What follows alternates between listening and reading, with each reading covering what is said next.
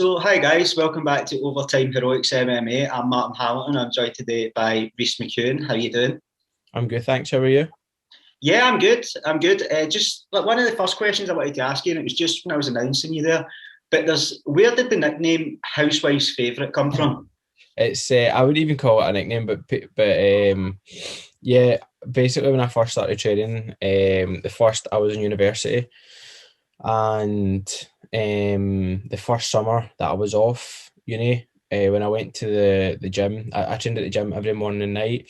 So I would typically get a train up in the morning, a train down the road, and then if I wasn't training in Greenock that night, I would get a train back up to the Griphouse. So I would get on 4 trains that day and about 4 buses. But so one of my training partners and like good friends, Neil McFadden, he was off work at the time. And he said to me, he was like, stop, basically, don't do that. Like, come and chill in at my house. And so I went back to his house one day in between training sessions because me and him trained like alongside each other every time we were at the grip house. And I went back to his house. He stayed there with his mum at the time.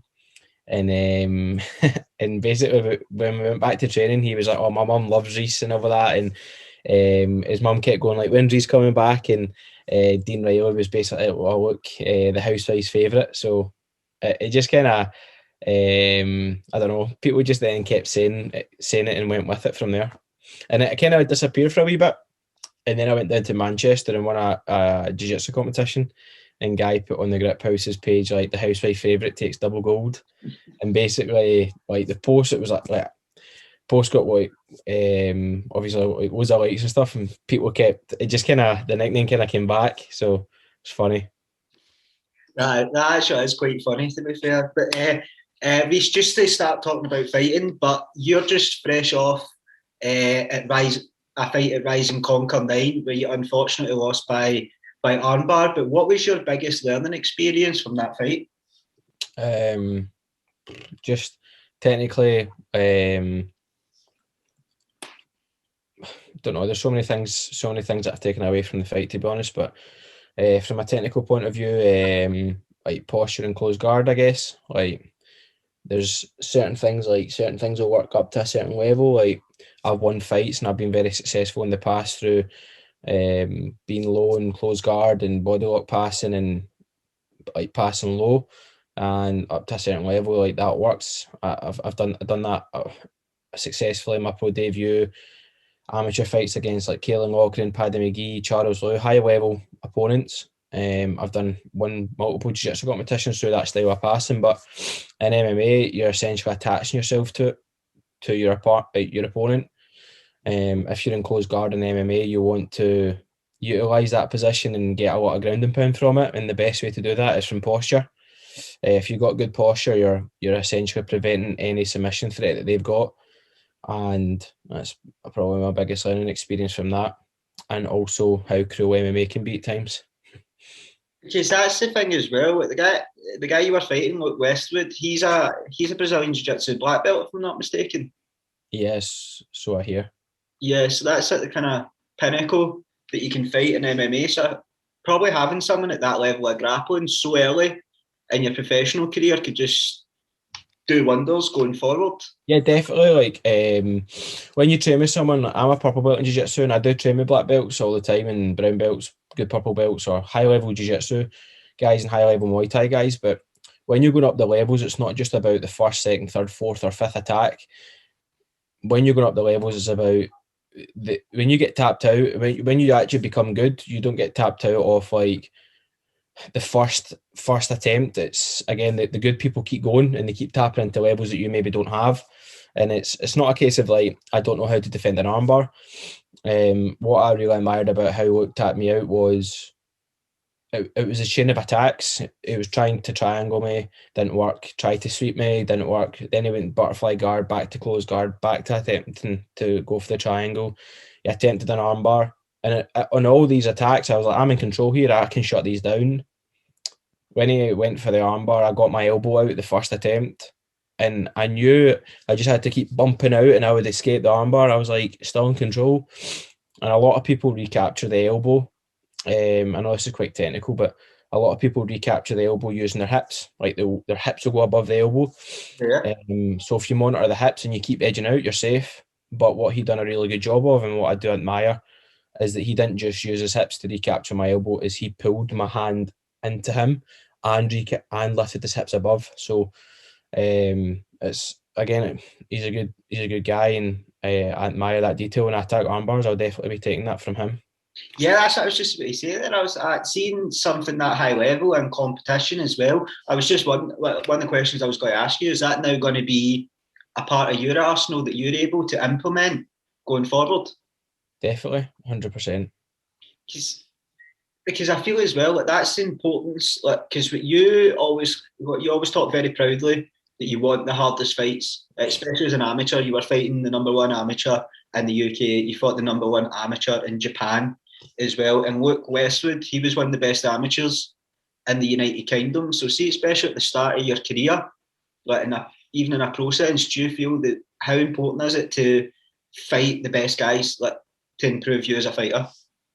Yeah, there's a time and a place to fight the best guy. There's depends on your level. Like for me, when I watched the fight back, I watched the pay-per-view, and like the commentator said that these are the two best fighters in the UK that aren't signed to a major promotion. And at the time that hurt, like I was hurting, like because I came off the loss, and but in hindsight, like that's a big compliment. And I know my level, and it's not just about fighting the best guys. To be honest, as an amateur, it was about fighting the best guys to test myself to see how good I was. But now I know my level, and these are the guys I should be fighting against because, yeah, I know I'm one of the best in the UK, and I want to fight the other best guys in the UK to show that I'm the best. So last Sunday wasn't my night, but it doesn't take away from my skill set, my level, or anything like that. I zigged when I should have zagged, and looks a great opponent. And um, I, I, I was excited to go on and fight him and see the puzzle and the style that he brought, and I felt in control in the fight. But when you're fighting anyone, never mind somebody high level, you're a millisecond away from danger. Yeah. And he got his hand raised that night, and I, I'm happy for him because he's a nice guy and he deserves happiness and success.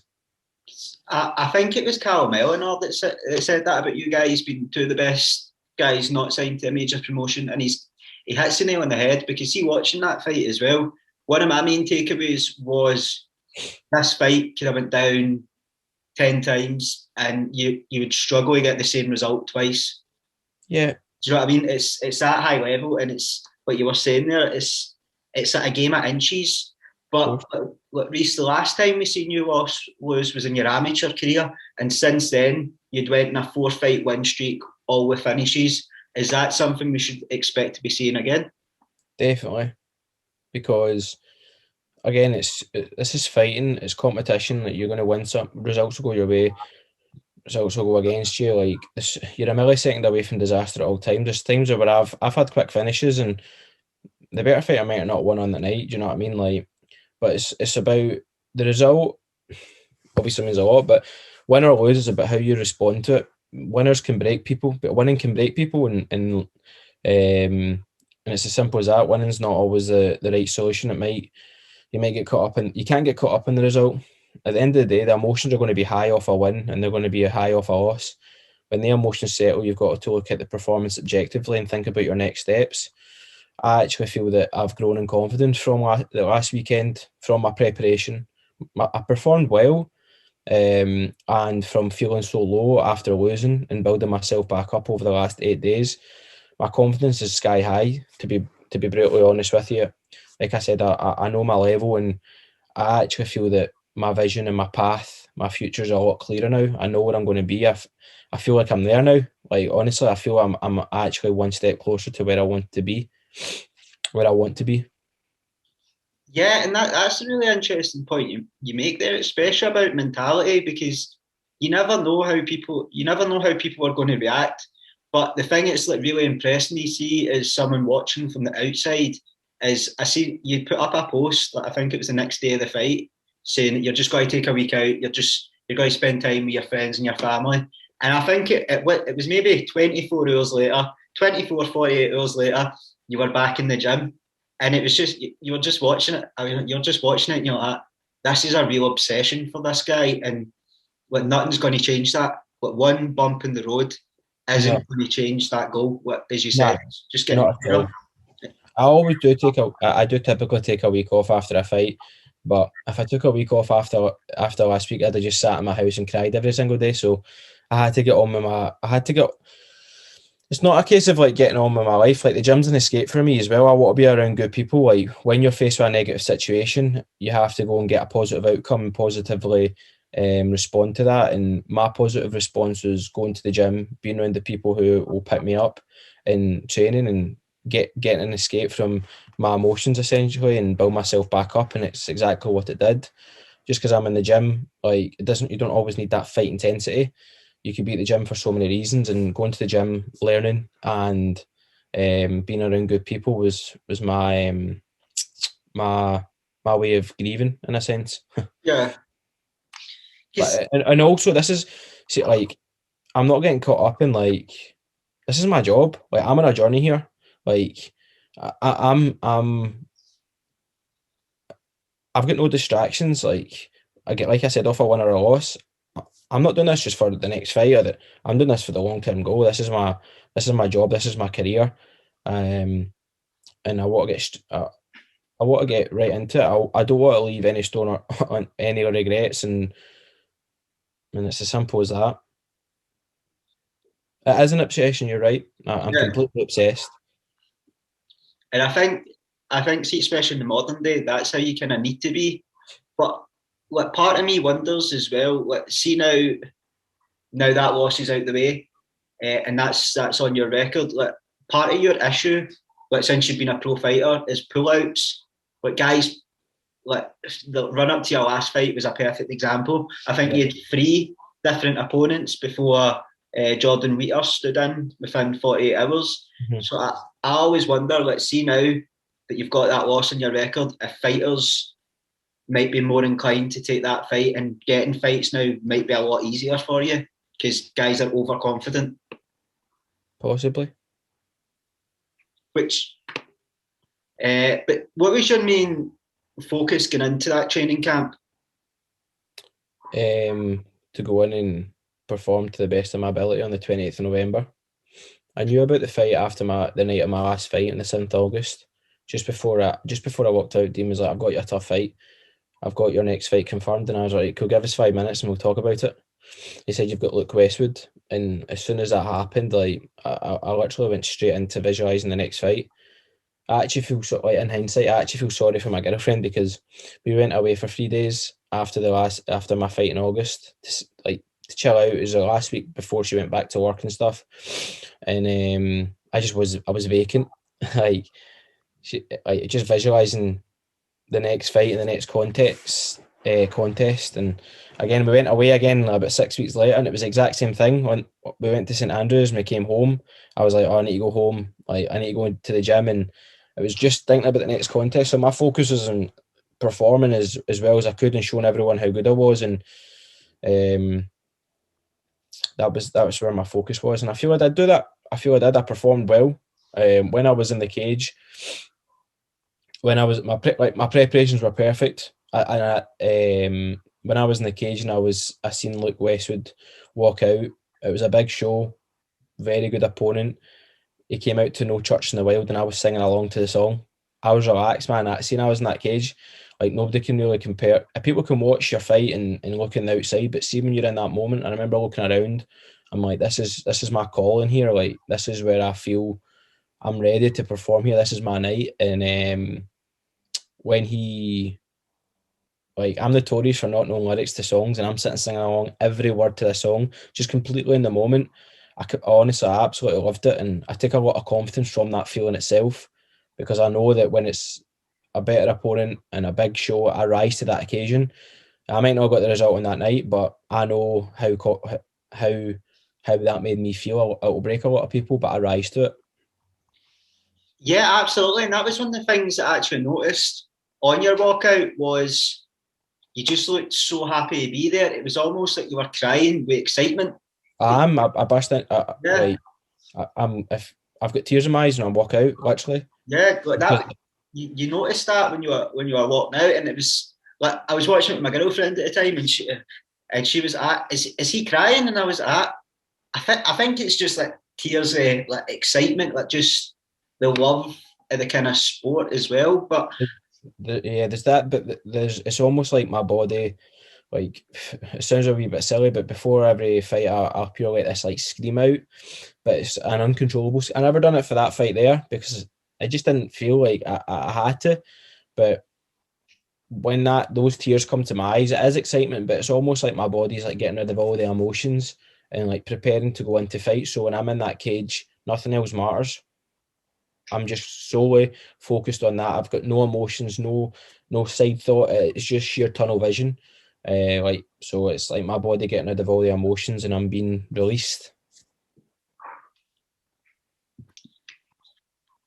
so Reece, I wasn't too sure whether to bring up your last fight, but you kind of touched on it a wee bit there, and I just wanted to know, like, see when you have this opponent, like you had Corbin Kizia, I butchered that second name, but he was a very highly thought of professional.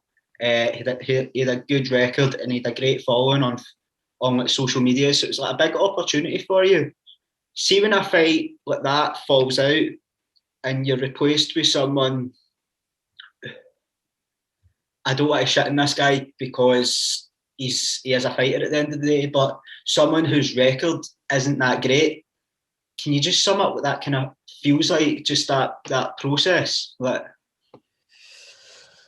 I've been faced with that a few times as an amateur. I remember I was preparing to fight this 5'10" southpaw striker, and then 6 days out before the fight, he pulls out, and his teammate took the fight, and it turns out to be an orthodox grappler, like who was better than me on paper. Like the jiu-jitsu was better than me, better than mine. He was a purple belt, I was a blue belt, and he was very jiu-jitsu and jiu-jitsu. Like his grappling style was very good for jiu-jitsu and very tricky. And Dean phoned me and said, "We've got someone new." I said, "That's fine." I said, "I don't want to know anything about the opponent." When you're so close to that fight at that point, Corbin was a late replacement. He took the fight in 4 weeks' notice. And Dean said to me, "We've got this guy, go away and think about it, see if you want the fight." And I said, "Okay, right, I'll listen to you now, that's fine." And I went away, and it was a Monday, I went away and I said to him, I sent him recordings. I said, I don't want to text you this, like, because I don't want you to feel it's rehearsed. So I'm going to send you a voice recording on WhatsApp so you see how I'm actually feeling. And I said, "You get anyone in to fight me, I'll be there on the 7th of August. Get there, get anyone." I said, "I am in prime condition. Like, at that point, 4 weeks, 3 weeks, 2 weeks, 48 hours, it doesn't matter who you get. Like Dean, you see if you're happy with the opponent, you get someone in." Dan Hope, the promoter, Evolution of Combat, messaged every gym in the UK, as far as I'm aware, looking for a fight for me. And I'll be honest, like, why would you take that fight in 2 days' notice? That's it. That all that is. Anyone who's got any respect about themselves, 2 days' notice fighting someone who's very good in their hometown, it's a dangerous fight. Why would you take that fight, especially if it's uh yeah, it's a high risk fight, so I can see why nobody would. But at that point in time, you're just like, I'm coming to perform and I'm coming to fight, and it's as simple as that. The opponent doesn't matter. Like, the opponent doesn't matter. You've still got to go in and you've got to perform. See, going in and the pressure of, like, I know you're saying about the difference in opponent, but you kind of said touched on it there. You go in against a high level opponent, and then that's switched 2 days before. Not even 2 days before. It was about, well, yeah, it was 2 days within 48 hours. Dean says, "Look, we've got you this guy, blah blah blah." See, going into a fight where you're the favourite and everyone knows that you're going to win, that's a lot of pressure. Like, that's a pressure that you need to experience, because you go in there and you maybe there's that possibility, and you're always a millisecond away from disaster in fighting. He could touch gloves, swing for me, connect 4 ounce gloves, knock me out. Don't be under any illusion. Anyone can do that. You got to take control of the fight, and you've got to still perform. You walk into a crowd where you've sold more tickets than the whole fight card put together. You try to tell me that's not pressure that you need to deal with. You need to walk into that. You need to go and touch gloves with this guy who's still coming in to hit you. Like, and no matter what you do, he's still coming to try and hit you. You need to go and perform.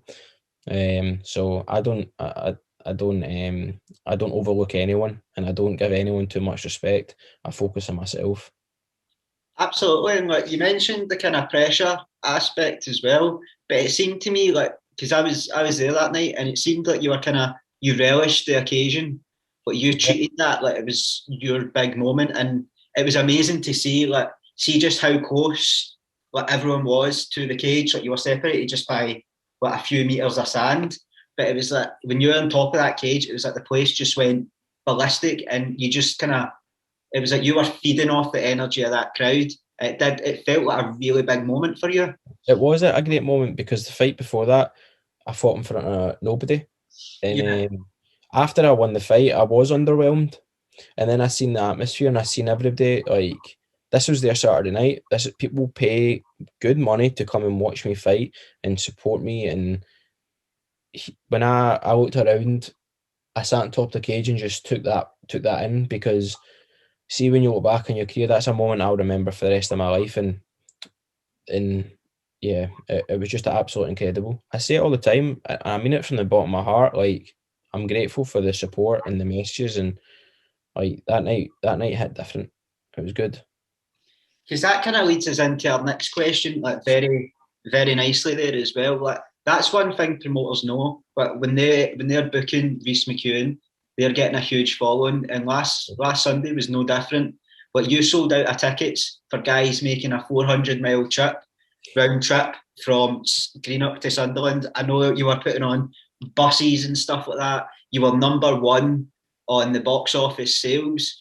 What are you able to sum up what that feels like just to have such a loyal fan base at such an early part of your pro career? It's crazy. It's absolutely crazy. Especially like see my first fight.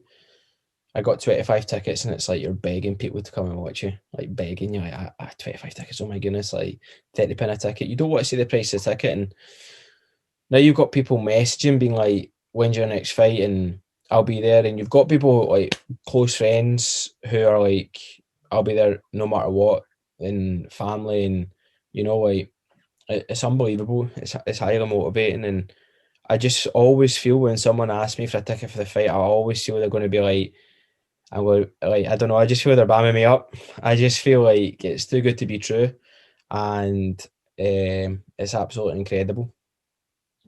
Yeah, Honestly, it genuinely is like this is my job, my obsession. It's what I think about every day, constantly. It takes over my life. Nothing else matters. There's no distractions. There's no like the fighting and competing and improving and committing myself. They're all non-negotiables. Nothing else that take complete priority in my life. So see for someone, one person, two people, 100, 200, 300. It doesn't matter how many people. Every single person, it's like, I want to come to your fight, or I can't make your fight. I wish you all the best. I hope you do well, and it's nice to see you. Pick yourself up, and like gutted for you, and all these messages, and that extra support is unbelievable. I take it all in. Honestly, I do. and I think as well that's just a testament to both you as a fighter and you as a person that people are willing to come out in their droves and support you. Like people that you never hear a bad word said about you, and I think that's a real testament to a fighter that they've got such a loyal fan base. Even people that don't really know them are wanting pictures, and it's always well wishes on your Instagram page and social media. There's never any malice in any of the comments if they just want you to succeed. It's amazing to see. It is, and Lewis got in touch with me about wanting to do an interview, and he was like, I don't know if you want to do one. And I was like, of course I want to do one. Like, I'm not just going to be one of those guys who are just going to show face and it's all about victory and winning. And like I said in my Instagram post, I take inspiration, and I when a fighter loses and they come back from a loss, like McGregor, Diaz, when he lost to Diaz, Jose Aldo when he throughout the last few years, like even go back in the days like when Muhammad Ali lost the first fight with Joe Frazier. I know I wasn't alive at the time, but that was like the kind of the background that I watched. That's when I take the most inspiration, and that's when I do gain respect to fighters when they fight adversity and they come after a loss. You see these guys on like when McGregor lost to Diaz, not a lot of fighters done like interviews in the cage after he lost, and he took control of that situation. He acknowledged his emotions. And he bounced back from it. So I feel that I have to like, not that I have to. I feel that I want to. I want to do that in my career as well. I don't want to just be one of those guys that's always about winning and you just see all the bright side and you just see all the positive sides. No, like you're going to be down in life and you're going to get, and it's just about how you bounce back from it. So, like when Lewis got in touch about doing the interview, I was like, absolutely, of course. Because that was the thing as well. I was very like, because me and Lewis had spoke about it after the fight, and I was quite apprehensive about contacting you because you never know how a fighter is going to react, and you don't want to be pushy, you don't want to be that guy. But it's like what you were saying there. It all just comes back to that like famous Nelson Mandela quote: "Like if I'm not winning, I'm learning," and that just seems to be your mentality as well. Like When I'm winning, I'm learning as well. yeah, absolutely. Like I've made some of the biggest changes in my career off wins. Like Yeah. training wise, or like nutrition wise, conditioning wise, like you've always got to evolve. You've got to evolve or you'll get left behind. Absolutely, and especially at the speed that the sport's evolving, particularly in like the UK. Like, see if you compare. Like, I remember the first fight show I went to was, funnily enough, when you were fighting at on Top Showdown in 2018. That was the first fight show I'd ever went to, and even seeing the difference. That was only 2018, 2019. So seeing the difference between that and then 2021, the difference is insane. And the biggest difference, and people will be fed up on me saying this week because I've said it in every other interview. The biggest difference you see is with the amateurs. Like amateurs nowadays, they train like professionals, they act like professionals. They are essentially professionals, but without getting professional money, if that makes sense. What's professional money? That's a good point, actually. That is a good point. But without doing the longer rounds in the fight, like that's basically one of the main differences. That and a couple of tweaks in skill set, but it's not huge the way it used to be. Like your high level amateurs, especially coming up in the UK, they're so impressive. Yeah, definitely. But just to wrap this up, because I know you've got a big night ahead of you. You're going to do some training. But what's next for Reece McEwan? Evolution of Combat have a show on the 19th of February, so that's the next show that I know of. It's a show that I respect. It's a show that I love to support. I know they like to support me too. They get me good fights and run by good people. Big show, so yeah, I'll hopefully get a match on that show. But you never know what the future's going to, what's going to happen in the future. But that's the date that I'm focused on, the 19th of February in Glasgow. Yeah, because I was talking to your teammate Jeff yesterday, and he was saying that they're hoping to get a couple of guys on that show. I think Jeff's looking to go on it, which will be amazing. It'll be an amazing outing for you guys. It's in Maryhill as well, isn't it? So yeah, so it's a good venue. I reckon they could do bigger. I was going to say, I think with your ticket, the way your tickets go, Dan Hope's going to have to look at renting out the Hydro. But not quite there yet. But we'll be realistic. But the Maryhill is a good venue because the crowd are on you. Yeah, like totally on you. And I do like that. I do. The atmosphere is electric, like genuinely electric. So I do think they could do bigger, but we'll make the most of that and we'll sell that out. So Dan, Evolution of Combat, they've got no worries about ticket sales. I'll take care of them. I'll take care of them, geez. So yeah, that's the next show. but this has just popped into my head there when you were talking. How did it feel the last time at Evolution of Combat fighting at that equestrian centre? I know you've fought twice there now, but that must just be such a surreal experience that you're walking out and you're getting sand and everything in between your feet. I see, because I fought there before, it wasn't really unfamiliar at all. I expected. I didn't realise that everybody would be so crowded, like in the venue. Like I thought that the tables would be round about the cage and stuff like that. But because I fought there before, it wasn't really unfamiliar. And see, when I fought there before, it was it was a bit weird. It was very crazy, like, because it was in lock. Like, we weren't even allowed in each other's house, and I'm sitting fighting someone in a cage in a professional sports setting. So it wasn't really that unfamiliar. It was just one of those ones, like, you see it on social media. Like, don't expect to fight in, like, that night, and not even so much that night. The first time I fought there with no crowd, it's like, don't expect to fight in. See, when you see those photos in the big stadiums in the UFC, don't expect to fight there if you've not basically done the wee shows in Yeah, the community halls and the centres, because they'll give you like, you talk about like the amateurs coming up. I'm one of that new generation where I've been surrounded by amazing big shows, big, like Rise and Conquer, Cage Steel on top, Evolution of Combat, Art of Combat, big shows. I've never really been fought in a small show, but 10 years ago they were fighting like the the shows weren't as professional as they are now. So um you've got to experience these shows. At the end of the day, seeing your life, it's creating memories and creating yeah, experiences, and you can reflect on. yeah. The comment about the sand, that was more kind of tongue in cheek. Like, I respect Rising Evolution. Evolution of Combat a lot, and I think the shows that they put on is amazing. And it was good to see one in Ayrshire in particular, because Ayrshire don't seem to get a lot, but there's a lot of good talent coming out of Ayrshire as well, especially down at Ayrshire Hit Squad. Like, that's a gym now that's absolutely bouncing. So having just Ayrshire fans getting to experience like a good night of fights in their like local area was really good to see. It was just, I just made the comment about the sand just as a wee. Oh, it's one of those ones where, like, I fought in so every time I go by Oranmore, Oranmore in Glasgow. Yeah, yeah, So my girlfriend's graduation was in there, right? And we were laughing the whole night. We were like, it's actually nice to be here and not having to fight someone. Like, I fought in Oranmore twice. It's an amazing venue. And then I fought in an equestrian centre.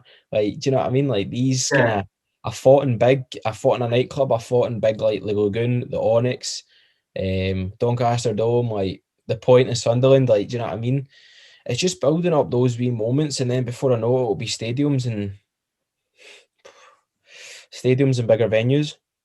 The Onyx is an excellent venue. To be fair, that'll go down as your favourite of all time. Is Yeah. the The Onyx? only downside is there's no phone signal. That's true, and it's a bit of a nightmare to get to as Linwood. First world problems. I know. Like, you have to book a taxi or something from the train station. Like, imagine that. But I know. I really appreciate your time so much, Reece. I know you've been very busy this week. You're a coffee entrepreneur. You're a coach. You're a fighter. You're kind of doing everything. You're the housewife's favourite. But we'll get loads of views from your mate's mum, I imagine. I hope she's hitting up the comment section. But is there any shout outs you want to give just before we wrap things up? Just the usual, like, you touched on the support, everyone who supports me, all my sponsors, like my team, the Griphouse, Amberclyde Brazilian Jiu Jitsu, like everyone that's associated with my life. Honestly, I'm hugely grateful you for your time, and yeah, thank you. Thank the people who are listening so far. The people who have listened into this interview, I appreciate it. No worries. Thanks very much. And thanks very much for listening at home, guys. It's really appreciated as always. Thank you.